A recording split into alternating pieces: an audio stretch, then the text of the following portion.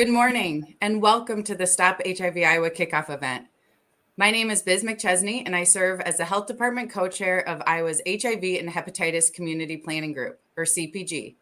I'm here this morning along with Roma Taylor, CPG's Community Co-Chair, to welcome you to this historic occasion. Biz, that is the perfect description of today's conference. Historic occasion. What makes something an historic occasion? If we look back to the 80s, when much like today's coronavirus pandemic, little was known about HIV. People diagnosed faced their own mortality and entire communities suffered great losses. Conversations about HIV were cloaked in fear, misinformation, and stigma. And it would not be the first time, and we know it won't be the last, that politics and public opinion often clashed with sound public health science. And now, fast forward through years of medical advancements and tireless work from activists demanding access to life-saving medications, as well as life-affirming human compassion, that we are all here today in this virtual space to develop a plan that will make new HIV diagnoses rare and that all people living with HIV will have access to the healthcare and services they need, as well as be treated with dignity and respect. That makes today a historic occasion.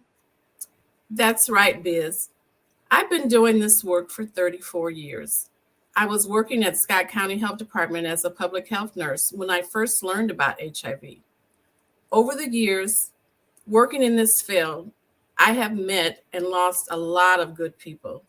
There were many clients that I counseled and worked with to share their story with loved ones and friends. One client that comes to mind is the first African American female that I had to tell her she tested positive for HIV. As I sat across her from my desk, I thought, we have so many similarities.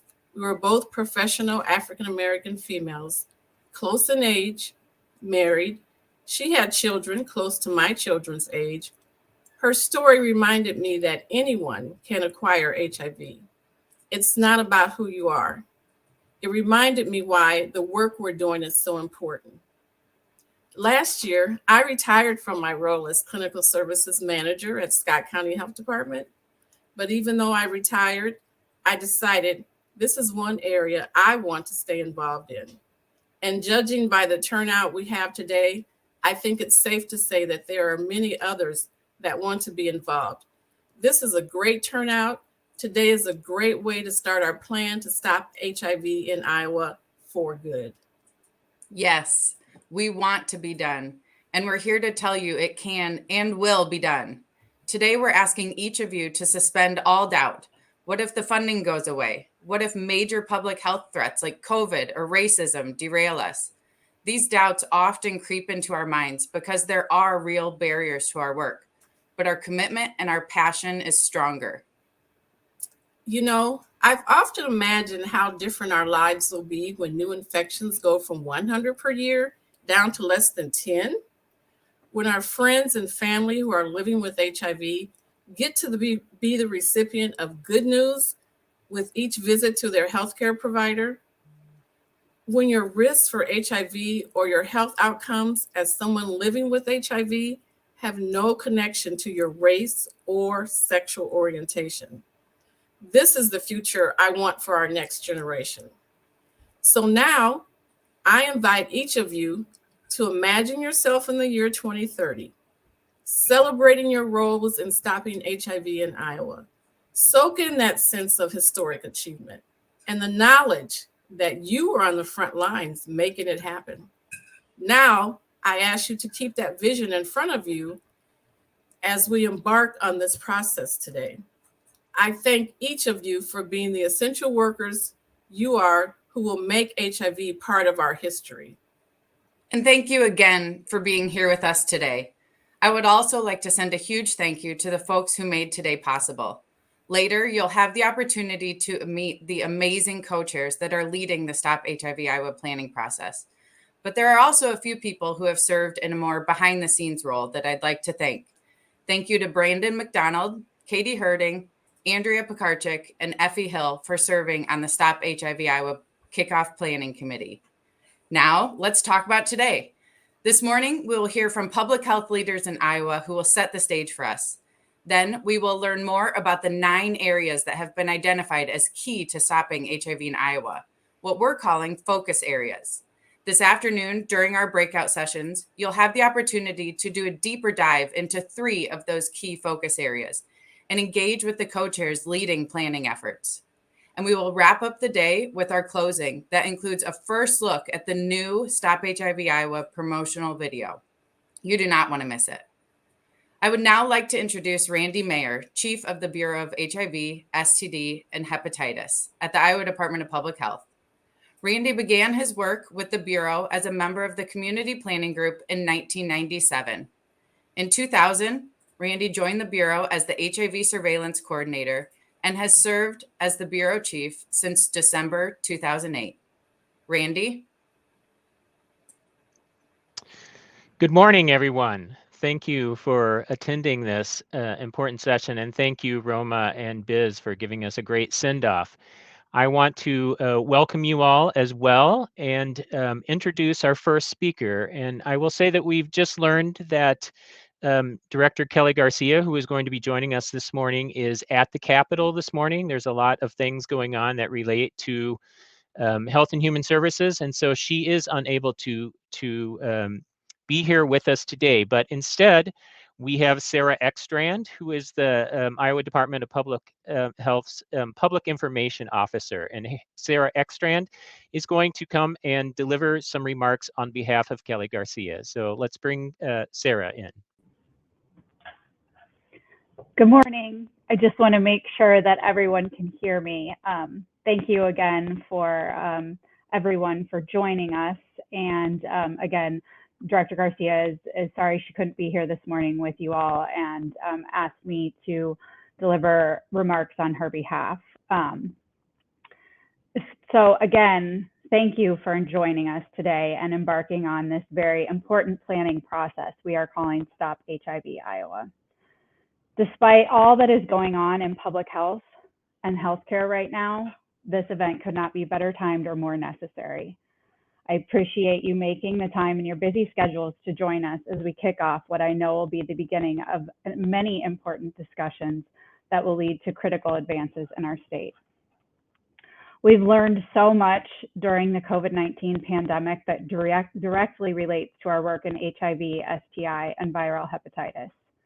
We've seen public health function as a safety net, a provider of services, a communicator of factual information on risks and benefits of health-related interventions and strategies, and as a limited but resilient workforce.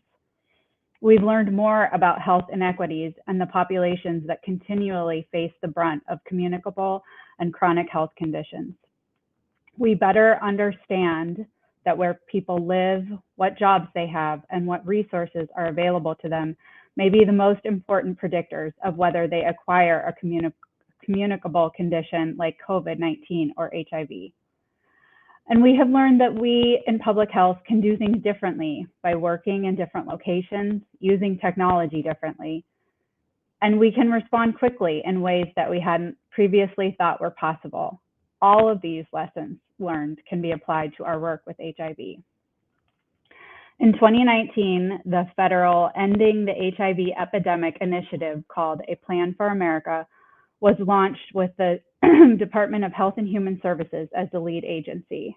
The plan set out bold goals for the US, a 75% reduction in new HIV infections by 2025, and a 90% reduction by 2030. In late 2019, the 57 jurisdictions that experienced more than a 50% of new HIV infections in the country began their planning and implementation. Now it is our turn to join them by putting together our own plan to stop HIV in Iowa.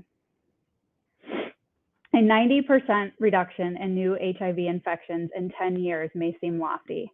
I think we can get there, and here's why. We, alongside many of you here today, have built one of the strongest systems of HIV care in the country.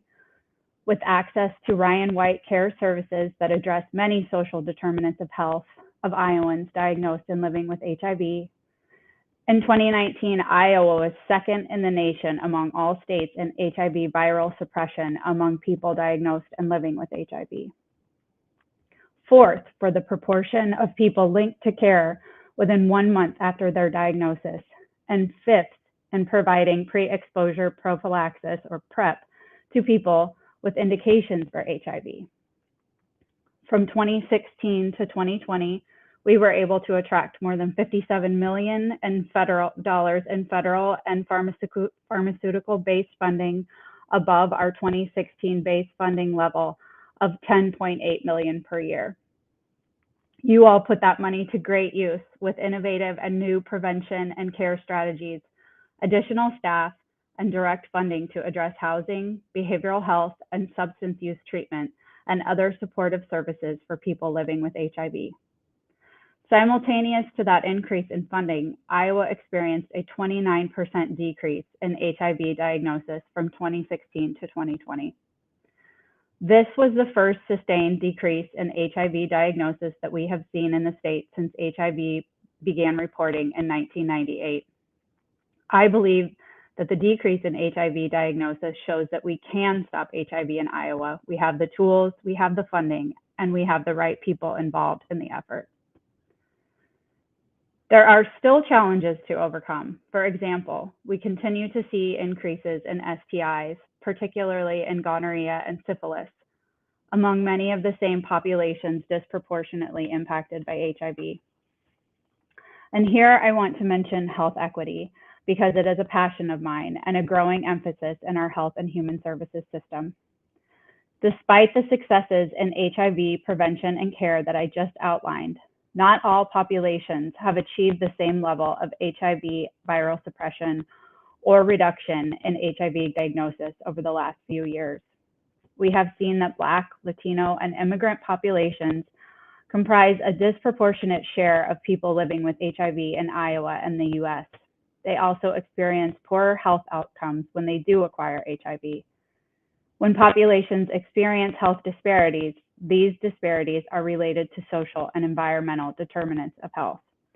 So, we must also identify and discuss how to address the factors that contribute to health inequities that we see in our state. You'll see two areas on the schedule this afternoon that focus directly on health equity and the social determinants of health. And a third focus area deals with stigma related to HIV. I hope you will continue to remain engaged in this planning process over the next several months, and that you'll invite the members of your communities to join the process that our team has worked so hard to ensure is community-focused, responsive, and engaging. We're ready to explore ways of thinking differently, acting differently, and implementing programs differently to achieve the goal of reducing the number of new HIV infections in Iowa by 90% by the year 2030. And while this space hasn't been called out specifically in the work of lining the state public health and human services agencies, it serves as an illustration of how our one agency structure can more fully meet the needs of Iowans we serve. Through the prevention and education work done by IDPH and the treatment waiver for HIV through Medicaid, we look forward to building out a new system that serves everyone in the way that each person needs it to serve them. Again, look forward to your ideas and input and to seeing the final plan in December.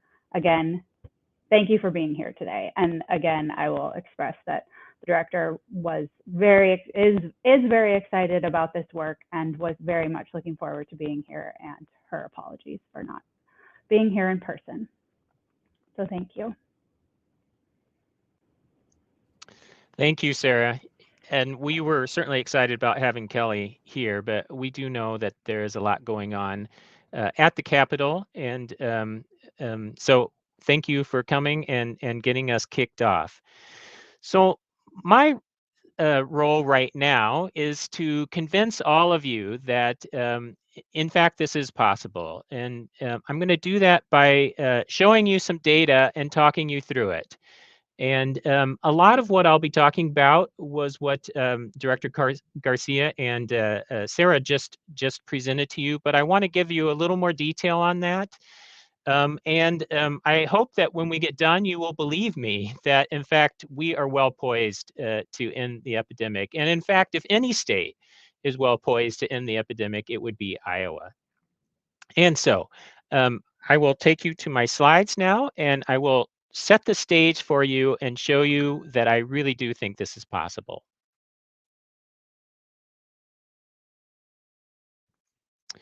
All right.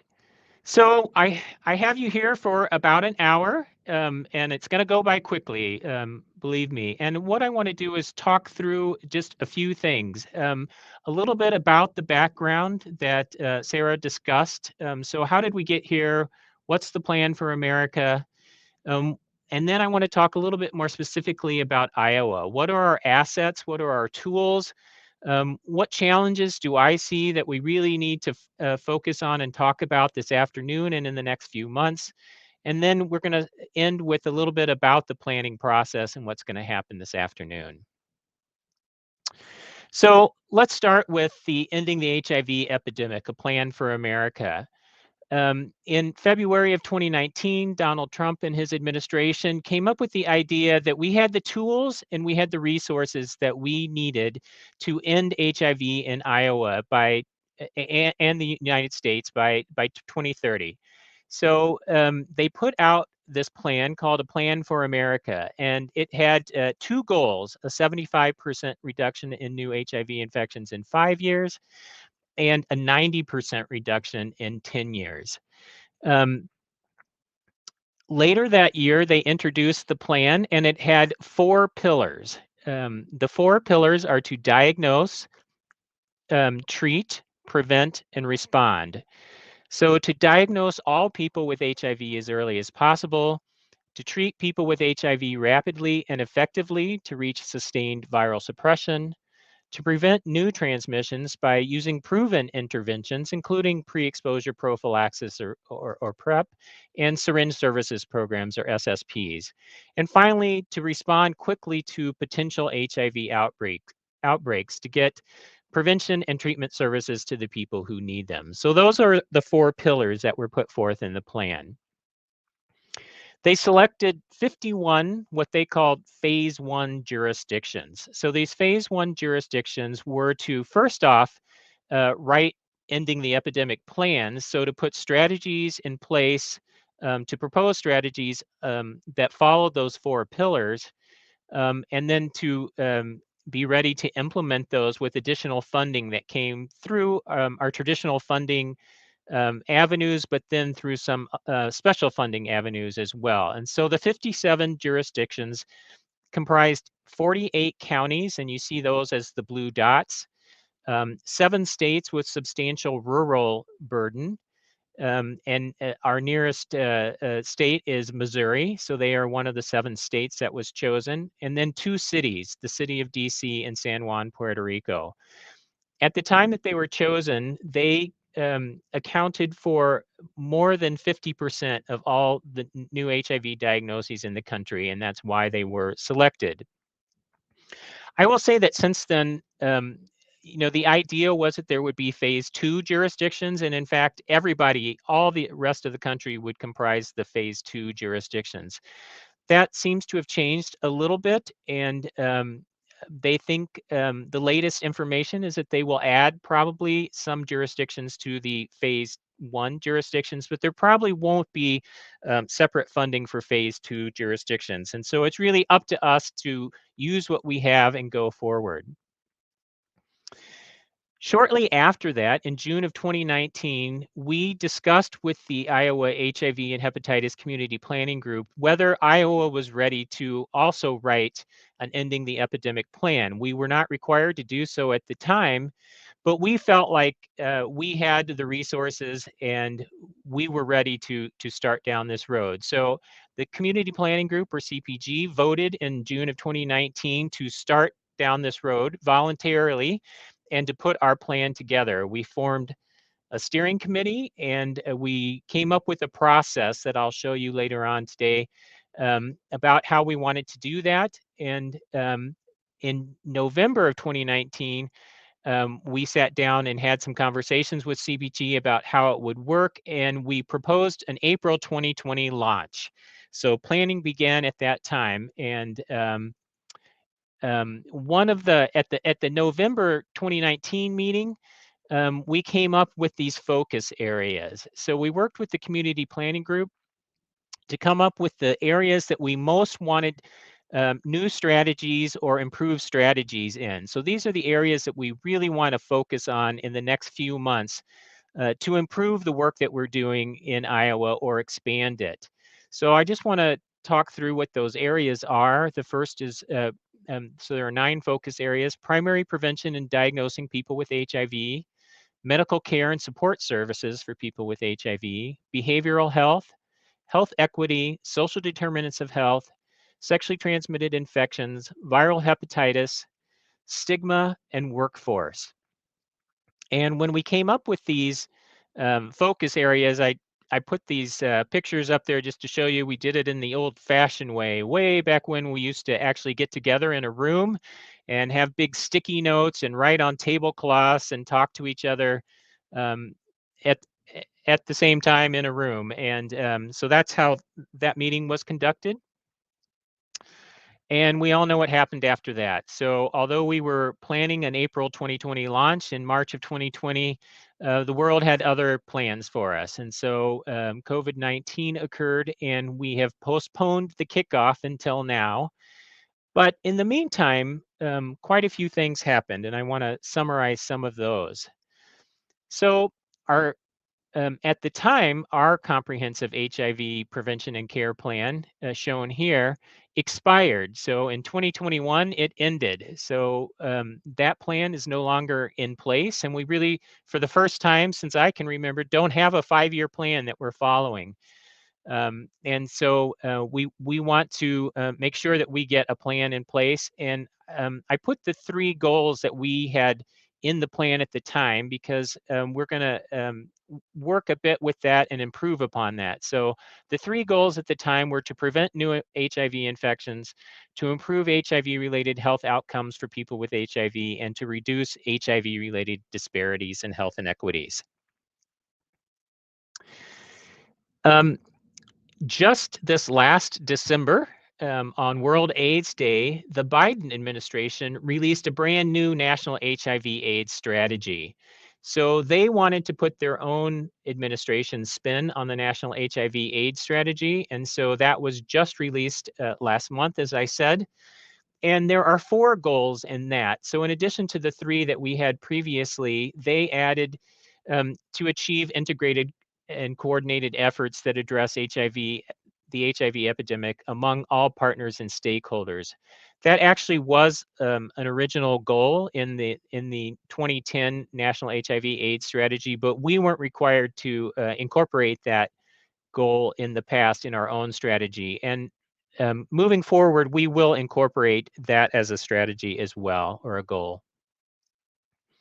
We also received guidance from CDC and HRSA, who fund most of our programs, that it was time to update our own HIV comprehensive prevention and care plan. And so this guidance document talks a bit about what we need to do to have a new care and prevention plan.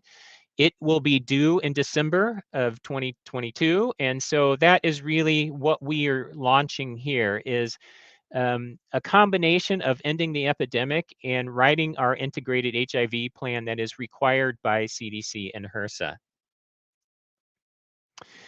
The guidance says that we need to use things from both the Ending the Epidemic Plan for America and the National HIV/AIDS strategy. So when we complete our plan in December, we need to be able to show that we have 4 goals from the National HIV/AIDS strategy and that we represent the 4 pillars as well. And none of you needs to worry about how that's going to happen and how that's going to be organized, but I want you to know that that is what the plan will look like. And I think our website is going to help with that. And so what we hope to have is an interactive plan that you can sort in many different ways. The other thing that the guidance says is that we need to use a status neutral approach in our planning. And this was originally introduced by New York City and then has been adopted by many jurisdictions after that. And so this is a little bit hard for you to see, but let me just talk you through. The idea of a status neutral approach is that when people come into HIV testing, there should be services offered to them regardless of their HIV status. And we have a very strong program that once a person tests positive for HIV, they get linked to care, they get into care, and we have an array of services that get offered to them through the Ryan White program or through other providers. What we haven't had so much is the same array of services offered to people who tested negative, so people without HIV. And so the status neutral approach is really to consider what happens to people who don't have HIV and to ensure that we are addressing their service needs for prevention as well, and that we're addressing social determinants of health for everybody who is living in the state who may have indications for HIV or already be living with HIV. So now I want to talk through our strongest indicators of success. And I want to try to make the case to you that, in fact, we can end this epidemic. And if anybody can, it would be us. Let's start with the data. So let's look at the numbers that Sarah talked about a little bit. So if you follow from 1999, when was the first year that HIV was reportable by name in the state for an entire year, and if you look at the trend going forward, you can see that diagnoses of HIV, shown in black at the top, have been pretty steadily increasing from 1999 to 2016, with a few peaks and dips along the way, but overall, there's been a steady increase in the number of people who have been diagnosed in Iowa. In 2016, we had an opportunity to apply for supplemental funding from HRSA for Ryan White programs. And I would like to say that we aggressively pursued all extra funding that was available to the state. And since that time, so from 2016 to 2020, we were able to bring in $57 million above our base funding. And you can see the results. We saw about a 30% decrease in diagnoses of HIV since then. And you can see it leveled off a little bit in 2020. And I'm not showing you 2021, which we actually saw a little bit of an uptick in diagnoses in 2021. And I think you can imagine that 2020 and 2021 have been rather unusual years. And so it's a little bit hard to know exactly what that means for our data. But we're using 2020 as our baseline for the planning. And so that's the data that I've presented here. Another statistic that I really watch very closely, because I think it really indicates how well we're doing with our prevention and care programs, are the number of people who are diagnosed late with HIV. And so that means that you got an HIV diagnosis, and within 3 months of that time, you were also diagnosed with AIDS. And that indicates that the person was living with HIV for some time before they got in for testing. And you can see that since 1999, we have done a pretty good job of lowering the number of people who are getting diagnosed late with HIV. So we've gone from 60% down to about 25%. And again, you can see a little bit of an uptick in 2020. And again, 2020 and 2021 are kind of anomalous years. But we will have to deal with that in our planning. But what I would like to say is that I think that this statistic really indicates we are doing well with our testing. We are finding people earlier in the course of their acquisition of and life with HIV. And so I think this really says that we're doing the right strategies, but we still have some ways to go. So we need to get that down much lower. Next, I want to turn to our care continuum, because this is really what speaks to me most. And I'm going to show you some data about how this care continuum compares to other states. We have maybe the strongest care continuum of any state in the United States, or at least in the top 5. So just for those who are less familiar with this concept, what this shows is the number of people who are estimated to be living with HIV. So that includes people who are diagnosed and people who have yet to be diagnosed. And we estimate that we have about almost 3,400 people living with HIV in the state. That estimate is created from the known number of people who have been diagnosed, which is 2,910. So the number of people who have been diagnosed and are living with HIV.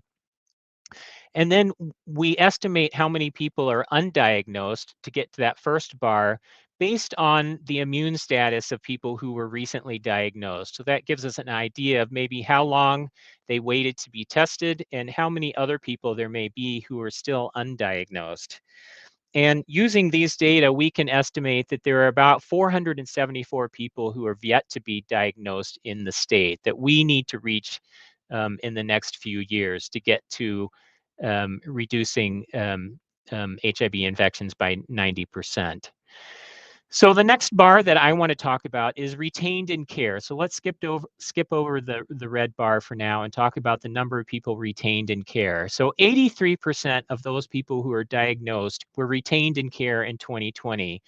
What that means for us is that they had either 2 viral load and CD4 counts done in 2020 at least 3 months apart, or they had only 1 viral load done, but they were virally suppressed on that viral load. So that's how we calculate who is retained in care. And you can see that 2,400 people were retained in care and 83% of those diagnosed. The last bar is really the one that we focus on most. So how many people reached viral suppression? Because we know from research that people who are virally suppressed can't pass HIV on sexually to their partners. And so that's really what we're trying to do, is prevent transmission of HIV. And 79% of people who were diagnosed with HIV were virally suppressed in 2020. That's a little bit down from our previous care continuums in 2018 and 2019. But again, 2020 was sort of an unusual year. And I really think represents more that people didn't get in to get their viral loads done, rather than a true lowering of viral suppression overall. Lastly, I want to talk about the red bar, which is the number of people who got linked within a month. So that's has a different denominator than the rest of the continuum. And here we're talking about, of the 98 people who were diagnosed in 2020, how quickly did they get linked to care? And we measure that by whether they had a viral load or CD4 count done within 1 month. And so 89% of people were linked to care. And we're going to talk a little bit more about how these measures stack up to the rest of the nation. And I hope to prove to you that, in fact, we are doing fantastically as a state. So let's just talk about the EHE indicators. So these are the indicators that were being measured against, compared to all other jurisdictions who are trying to end the HIV epidemic. And in particular, we'll talk about some of the focus areas.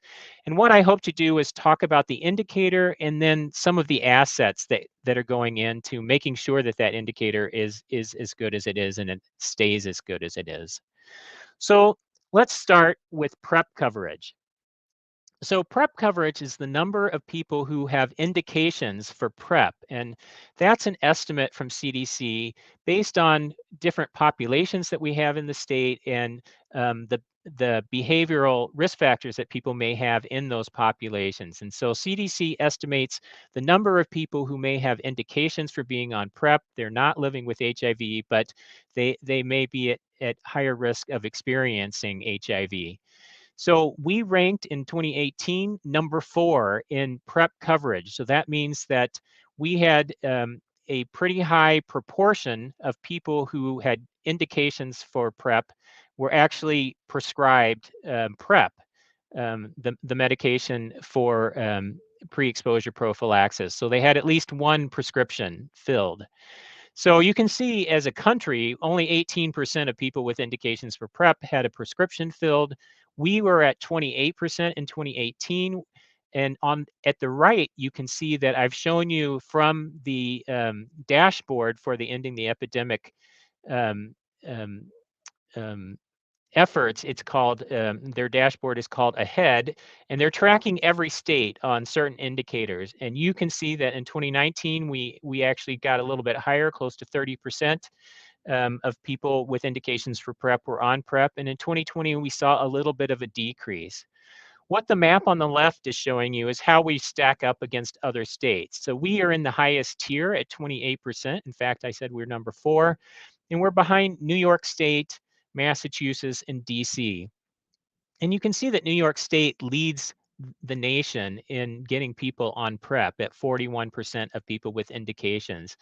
And one thing I would say is that what that indicates to me is that even very large states and highly populated states can get people on PrEP. But if you also look at some of those states that are in the darkest color, Montana, for example, Idaho, you can see that only 5 to 6% of people with indications are on PrEP. So there is quite a range, and I think we're doing pretty well. And let's talk a little bit about how we got there. So we launched the teleprep program in prepiowa.org. And we were fortunate to receive some funding to kind of get that off the ground, which I think gave us a bit of a jump start over some other states. So since 2021 or through 2021, since we launched the program, the teleprep program has served over 500 people across 66 counties of the state. And we carry an average caseload of about 200 people with indications for PrEP who are receiving PrEP through teleprep. Now, that doesn't mean that a lot of people aren't receiving PrEP through other avenues. So one goal of our teleprep program is to be a safety net. If someone has insurance and they have a provider who's willing to prescribe PrEP, we work with that provider. But if they don't, or they'd rather receive it through telemedicine, they can get it through teleprep.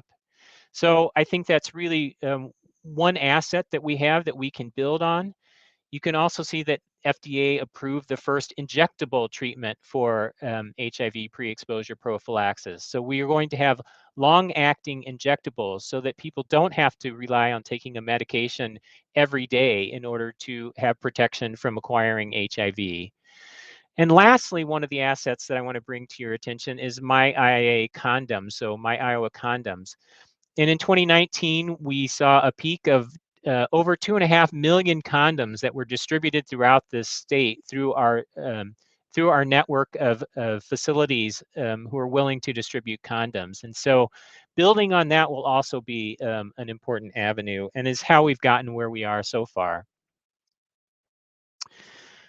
The next indicator that I want to talk about is the proportion of people who were diagnosed who got linked to care quickly, so within a month. And you've already heard that we do very well with that. In 2018, we were ranked number 3 among states. So I think we're doing a very good job with linkage. But if you look to the right, you can see as we're tracking linkage over time, although it's very high, you can see it's going in the wrong direction. And I think a lot of that has to do with the pandemic and clinic closures and things like that. And so we have a couple things that have been put in place to help us improve upon that. And so I want to talk a little bit about that. We always talk about our disease intervention specialists and those of across the state of the 4 county health departments that have their own DIS. And our DIS have always taken linkage very, very seriously and worked very hard to ensure that people get connected to care very quickly. And just this last year, there was an announcement that using the American Recovery Plan Act funds, the nation was investing $1.13 billion in increasing the number of DIS that are available across the country and the support that they have. And so our share of that in Iowa is 1.5 million, which we have already distributed to county public health departments who have DIS. And we have expanded our DIS as well, and we are continuing to expand that pool of people to ensure that we are linking people very quickly, and that once people might fall out of care, that we reach out to them very quickly and get them back into care. So speaking of being in care, the next indicator that I've chosen to look at is retention in care. And this is not one of the indicators that the AHEAD dashboard follows, but I wanted to put it on here because we do so well with it. And it's interesting to me that we do so well. So we ranked #1 in the nation. You can give yourselves a big hand for that in retention in care for people with HIV. So our retention in care was 69%, which seems lower than what I just shared. But here for HRSA calculates retention, and CDC calculate retention as having 2 or more CD4 cell count or viral load tests at least 3 months apart. So in Iowa, we also add in there people who had only 1 but had a viral load that was less than detectable. So we know that they're in care, and we know that they are virally suppressed. At the national level, they're really only looking at, did you have 2 viral loads or CD4 counts at least 3 months apart? But you can see that we are the best in the nation at doing that. We're leading a number of other states kind of in the upper mountain states and Maine and New York State. And the darkest states are those that are struggling with retention and care. So in terms of assets, how do we keep people in care? I'm sure it's clear to all of you that the Ryan White system that we have in place with our Part B and our Part C clinics and Part B case management and support services are really what is responsible for our very high level of retention and care, and our viral suppression as well. So this is a fact sheet from our Ryan White Part B program, and I just want to point out a couple things that I think are really true assets that we have. The first is that 71% of Iowans who are diagnosed and living with HIV received a Ryan White Part B service in 2020. I think that's a very high proportion of people, and I don't really know how that compares to other states, but my guess is that among most states, this is probably one of the highest proportion of people who are actively receiving services from the Ryan White Part B program. And just below that, I highlighted what some of those services are that are most utilized. Case management and referral services are our most utilized services, but beyond that, food bank assistance is 76% of people received that. Transportation, outpatient medical and ambulatory medical care was next. Emergency financial assistance was after that, and housing assistance. And I've just seen in the comments that the national average is that 50% of people who are diagnosed in states are in the Ryan White, receive services from the Ryan White Part B program. So we are much higher than that at 71%. And I think it is that case management and referral and other support services that really help people stay in care and achieve viral suppression. And I do know that so many of you and our Ryan White programs have worked very hard over the years to ensure that we don't discharge people from the Ryan White program and send them on their way if they have indications that maybe they need additional support. And so I really think that's responsible for our success. And what can we do to build upon that moving forward will be one of the questions we'll be asking you. So viral suppression is clearly the indicator that is most often used to look at success for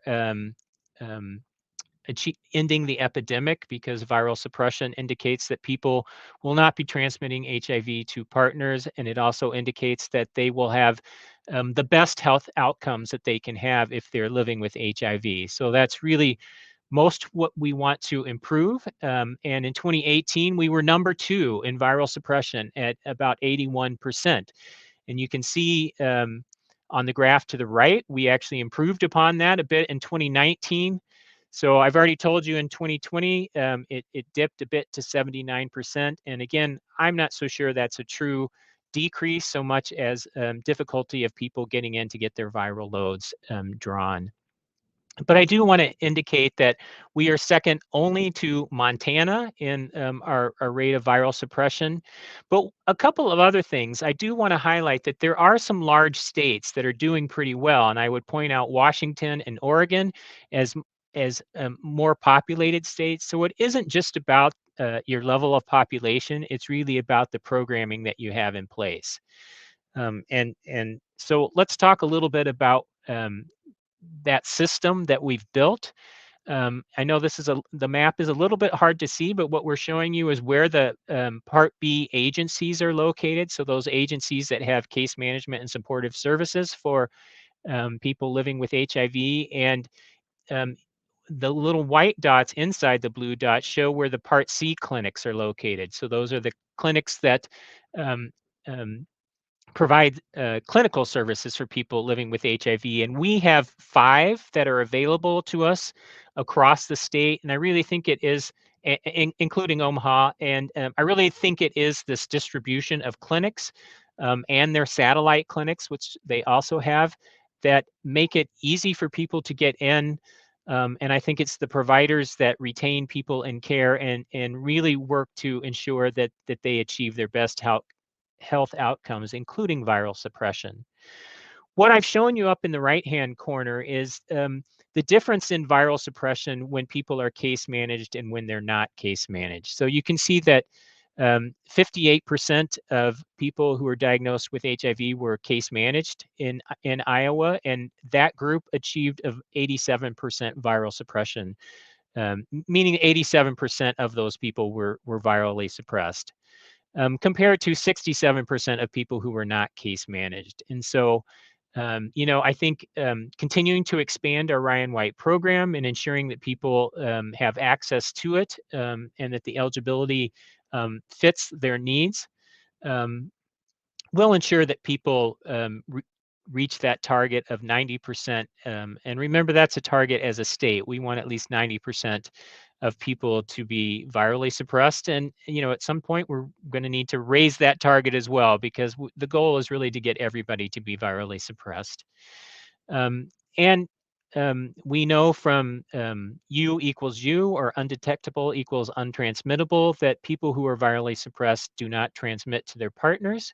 And that's a key part of treatment as prevention, and ensuring that we're driving down transmission and new diagnoses. The AHEAD dashboard also contains a little bit of information on social determinants of health. And even here, I want to highlight the positives. So there are 5 indicators on the AHEAD dashboard for social determinants of health. And you can see that for 4 of the 5 indicators, Iowa is above the national average. So we do better for the percent of the population who graduated from high school, for those who have insurance, for income equality, and for employment. On those aspects, we are doing anywhere from 5 to 25% better than most states. So the one indicator that we're lagging on is the percent of the population that is below the poverty level, and we're at 10% below the national average in that. And so that is something that we'll have to consider moving forward. How can we address that for people who are below the poverty line, and how can we change their risk that they might encounter HIV? Of course, our resources and our Bureau funding is an asset that is available to us, and I do think it paints a pretty stark picture of what we've been able to do over the last 5 years or so. As I have previously indicated, we sort of been tracking our 2016 as a baseline level when additional supplemental funding was first available to us. And our staff really has spent a lot of time aggressively pursuing funding everywhere that we can. And so I just want to highlight a little bit of this. And I've included 2021 here just so you could see a better trend. And when you look out at 2021, we're now at $73 million above the base level that we were getting in 2016 that we've been able to direct to all of our programs. And I also want to highlight sort of the complexity of our funding for those who maybe are unaware of that. So these are all the funding sources that we have at the Bureau. And really our job is to try to meet the guidelines and restrictions on all of those funding sources, but at the same time, weave them together in a way that is seamless for people in the state of Iowa. And we try to do that as best we can. If I could draw your attention to, and I think I can show you here, the dark blue bars, these are our 340B rebates that we have really worked tirelessly on ensuring that we expand that level of rebates. And really, Meredith Heckman and her team in the ADAP program has been doing a tremendous job choosing programs that ensure that we have adequate 340B rebates. Our people in the field, field benefit liaisons have been working very, very hard to ensure that people are enrolled, that they're filling prescriptions. Our case managers have been also doing that to ensure that we're getting our maximum rebates. And the reason that's important is that you can see here that it is filling in for where some of the supplemental funding is starting to go away. So the red here was our emergency relief funding, which you can see is the ADAP emergency relief funding is starting to slow. The green here was our Part B supplemental funding, which we knew would not be available forever. And you can see as that's starting to decrease, our rebates are filling in. And so my message to you is that we have the funding that we need to implement the programs that you want to do. So what we really need is just your ideas and not to worry so much about the funding. And yes, it's true that if we start new programs, we will have to move funding from other areas, but we are prepared to do that, and we will evaluate the areas that will have the least impact in order to try new innovative ideas in the state. Okay, now I want to change gears just a little bit and talk about some challenges. I want to start here with what was the original vision for the National HIV/AIDS strategy. The United States will become a place where new HIV infections are rare, and when they do occur, every person, regardless of age, gender, race and ethnicity, sexual orientation, gender identity, or socioeconomic circumstance will have unfettered access to high-quality, life-extending care free from stigma and discrimination. I think there are a couple things in here that highlight some challenges for us, and I've underlined or circled them for you. The first is a place where HIV infections are rare. When I talk to my colleagues, I often use Iowa as an example where HIV is already rare. And when HIV becomes rare, it actually introduces a number of issues that we have to address. Many providers don't know people with HIV. Maybe they have never encountered, they've never diagnosed somebody with HIV. HIV is really not front of mind for a lot of people in the state.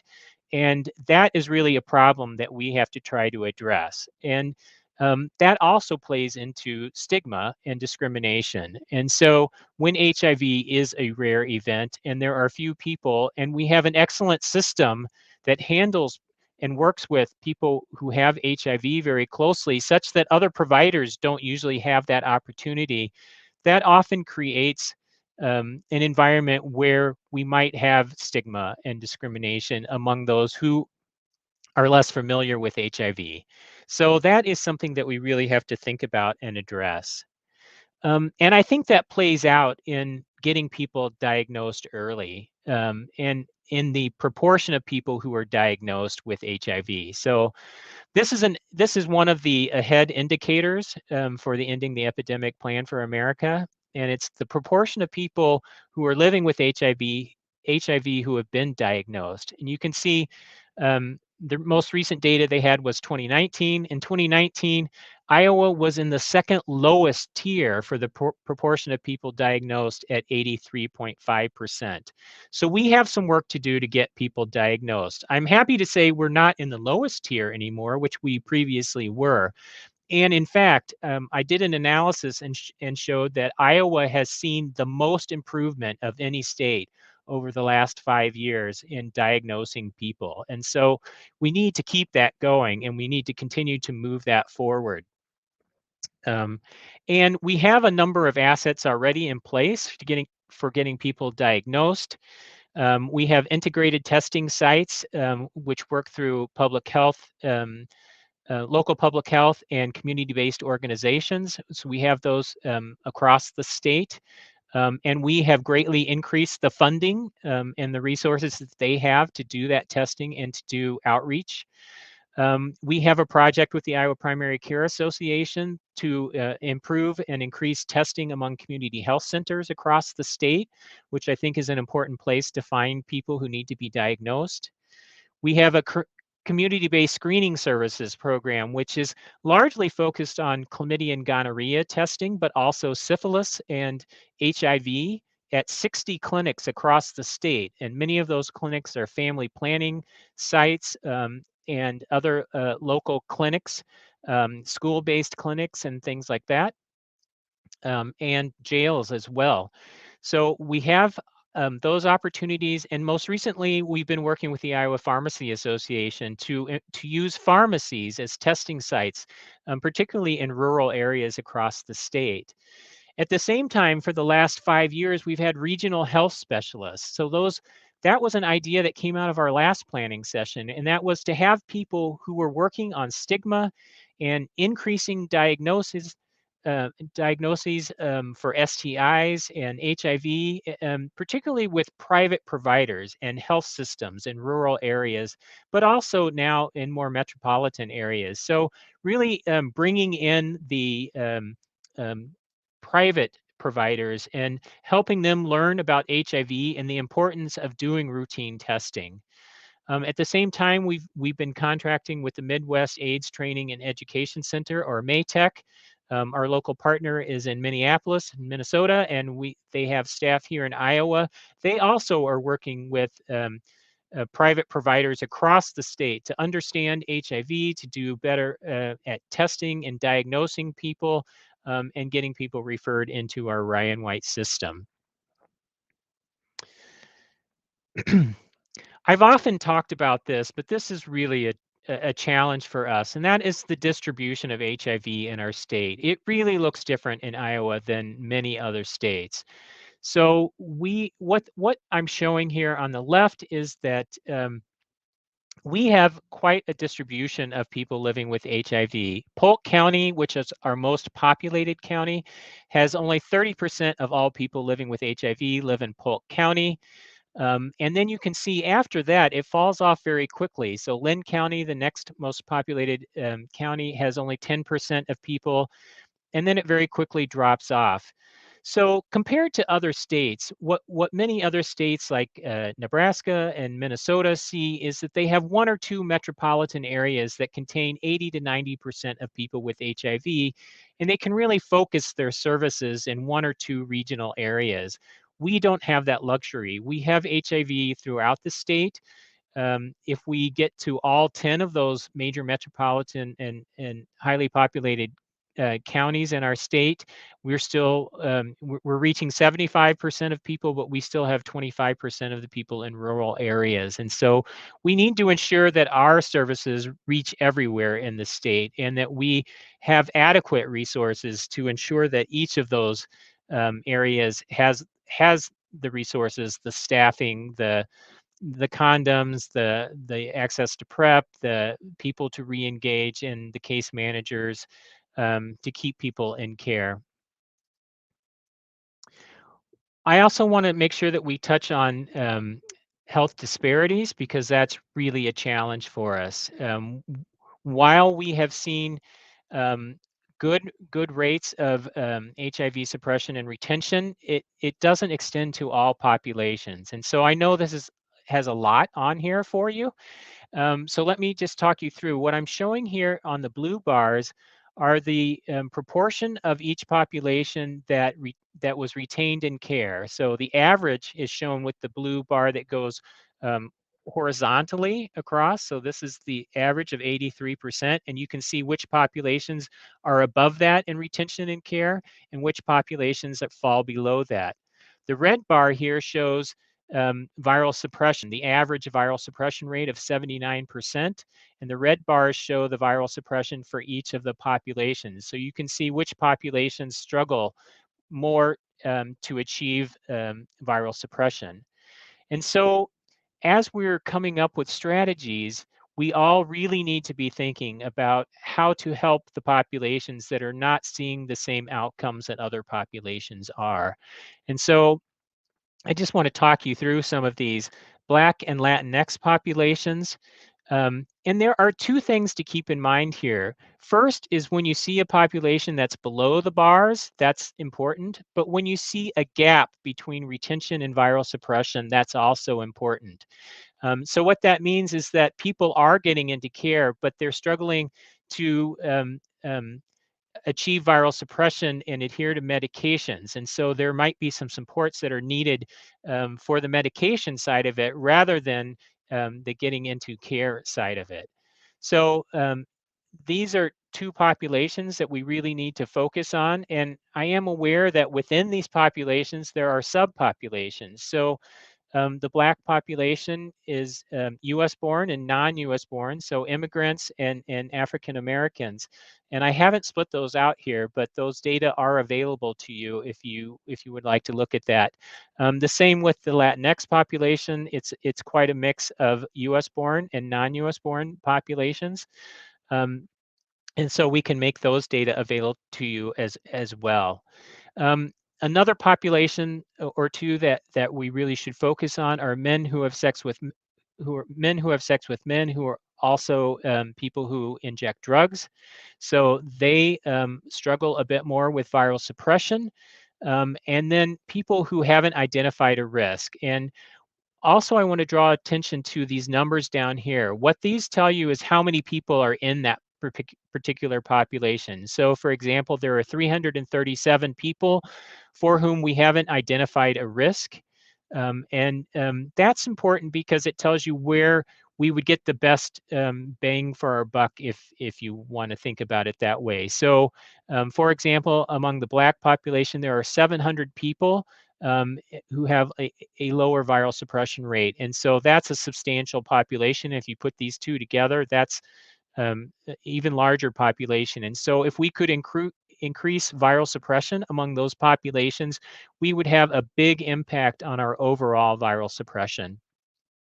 I also have highlighted women here because if you notice, they actually do better for retention and care, but then they do worse for viral suppression than men.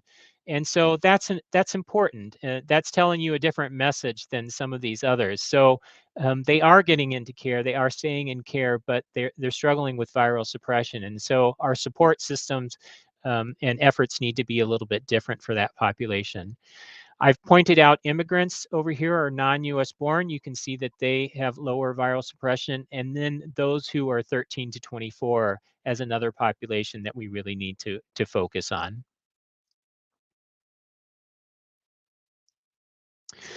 The last thing that I want you all to think about is our increase in the reports of people with sexually transmitted infections other than HIV. So I've highlighted only two, but don't forget chlamydia. It is also increasing and has been increasing.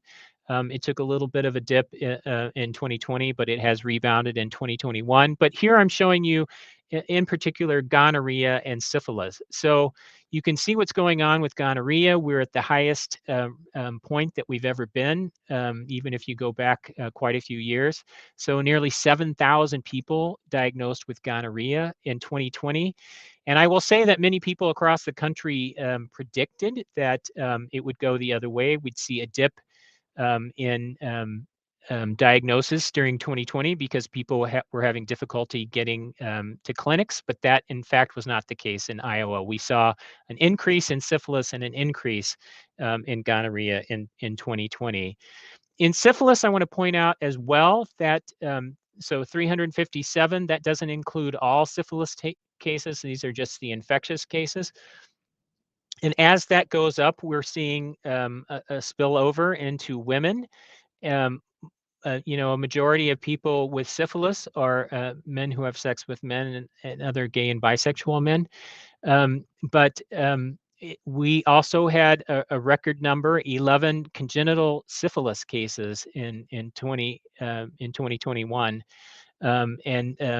So women are experiencing syphilis and they are not getting tested for syphilis early enough in their pregnancies. And so we're seeing congenital cases coming from that as well. So now I'm almost done, and I just want to touch quickly on the planning process and what we're doing moving forward. So this is a complicated schema of our planning process, but I just want to highlight a little bit. If you look at the top row, that's already completed. So we've already received our guidance. We've identified some focus areas. We've identified co-chairs for those focus areas. And we've come up with the schema. So let's focus in just on step 2.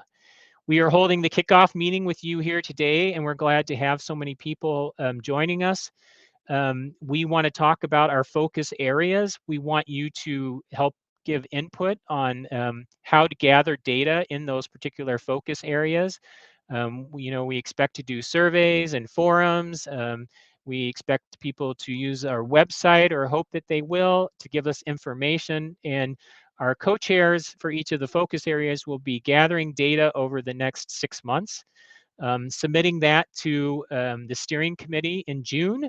And then the steering committee will be looking at that along with the co-chairs and sorting it out. And then our last step is starting in August. We'll start formulating our goals and making sure that we're addressing all 4 pillars, drafting our strategies from the information that you gave us and the ideas that we got. We will post the draft plan in October on our website and get input from all of you. And then we will revise and publish the final plan and submit that to CDC and HRSA in December. Easy peasy, right? Nothing to it. So we have, I'm very happy to announce that we are launching and expanding our Stop HIV Iowa website to help us with this planning process. We hope that this is going to be the go-to site to get people involved, particularly as we're living in this virtual world. So we're hoping to do some things in person, but we also want people to be able to reach out to our website and give us information. I'll give you just a little bit of a look at what our homepage looks like. On this page, you'll see a set of slides that change over time, and we can put video here. We can put other special messaging to people when they land on this homepage. We then kind of go through the process. The planning roadmap will be there. Each of the focus areas has their own homepage where people can interact with the different focus areas and give suggestions. And then there will be a page on how to get involved and be part of the planning process. As I said, each focus area has its own homepage. So this is showing you primary prevention and diagnosing people living with HIV. Each of their homepage has their problem statement on it, and then a way to get involved and be part of the process. And so on this last page, we've shown you the Get Involved page that you'll be taken to. There will be some information about what events are being planned, where you can submit ideas, how to do it directly through this, or maybe attend a meeting if you'd rather do it, or be part of a focus group or a survey. And then how to sign up for our newsletter that will sort of keep you abreast of how things are going. So you can learn more about this at the StopHIVIowa.plan.org, which is the specific planning process of our larger Stop HIV Iowa website.